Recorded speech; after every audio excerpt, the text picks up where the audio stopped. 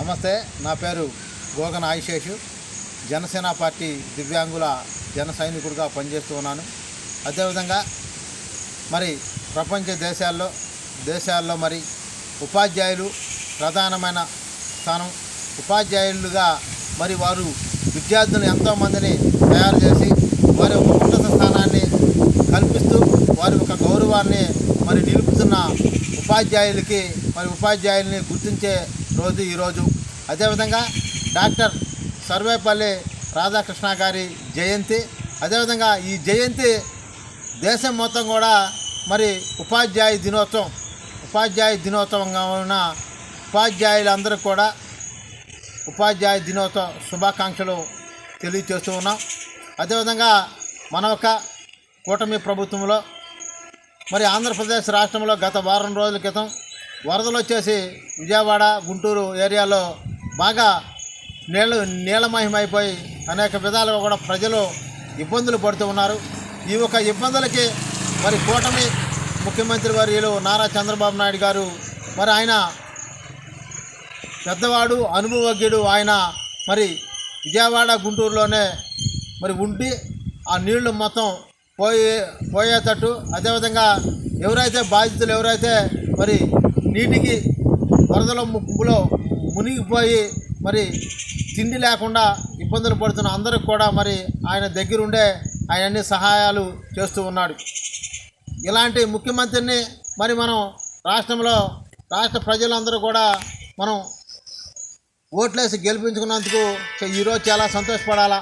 అది కూడా మరి మన ఒక ఆంధ్రప్రదేశ్ ఉప ముఖ్యమంత్రి వర్యులు మరి పంచాయతీరాజ్ శాఖ మంత్రి వర్యులు కొనిదెల పవన్ కళ్యాణ్ గారు ఎక్కడా అని చెప్పి మరి విపక్షాలు కానీ అనేక సంఘాల వారు కానీ అనేక రకాల వాళ్ళు మాట్లాడుతూ ఉన్నారు.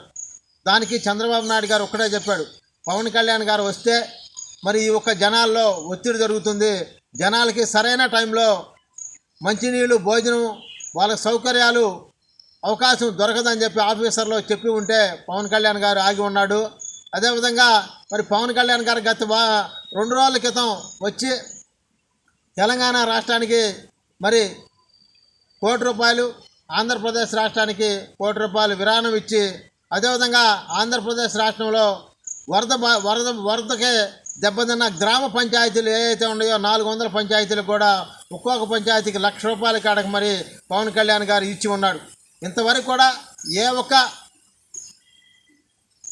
ఒక్క పంచాయతీరాజ్ శాఖ మంత్రి వర్యులు కూడా ఇంతవరకు కూడా ఇలాంటి సహాయం చేయలేదు, ప్రజలను కూడా ఆదుకోలేదు. అది ఒక పవన్ కళ్యాణ్ గారికే దక్కుతుంది. ఉప ముఖ్యమంత్రి పంచాయతీరాజ్ శాఖ మంత్రి వర్యులు పవన్ కళ్యాణ్ గారికే దక్కుతుంది. కానీ రాష్ట్రంలో ఉన్న ప్రజలందరూ కూడా కూటమి ప్రభుత్వంలో మరి ముఖ్యమంత్రి చంద్రబాబు నాయుడు గారిని, ఉప ముఖ్యమంత్రి పవన్ కళ్యాణ్ గారిని రాష్ట్ర ప్రజలందరూ కూడా ఎన్నుకున్నందుకు మరి అందరూ కూడా ధన్యవాదాలు తెలియజేస్తున్నాం. ఎందుకంటే ఈ రోజుల్లో ఆపదలో ఆదుకునే నాయకులే కావాలి, కానీ ఆపదల్లో మరి వాళ్ళని అనేక రకాలుగా హింసించడం, అనేక రకాలుగా మాట్లాడే నాయకులు వద్దు అని చెప్పి ప్రజలు కోరుకున్నందుకు ఈరోజు వారిద్దరు కూడా ప్రజల కోసమే పనిచేస్తున్నారు. కావున మరి మనందరం కూడా చంద్రబాబు నాయుడు గారికి, పవన్ కళ్యాణ్ గారికి మనందరం కూడా కృతజ్ఞతలు తెలియజేయాలి. ఎందుకంటే వారు ఎక్కడున్నా సరే 75 సంవత్సరాల వయసులోనే చంద్రబాబు నాయుడు గారు మరి ఆయన మరి ప్రజల కోసం పనిచేస్తున్నాడు. అదేవిధంగా పవన్ కళ్యాణ్ గారు రాగానే ₹6 కోట్ల మరి రాష్ట్రంలో తెలంగాణ రాష్ట్రానికి ₹1 ఆంధ్రప్రదేశ్ రాష్ట్రానికి ₹1 ఇచ్చి పంచాయతీలు మొత్తానికి కూడా ₹4 కోట్ల ఇచ్చిన ఘనత పవన్ కళ్యాణ్ గారిది. అలాంటి నాయకుడు కావాలని చెప్పి రాష్ట్ర ప్రజలందరూ కూడా కోరుకోవాలని చెప్పి మరీ తెలియజేస్తూ జై జనసేన, జై జనసేన.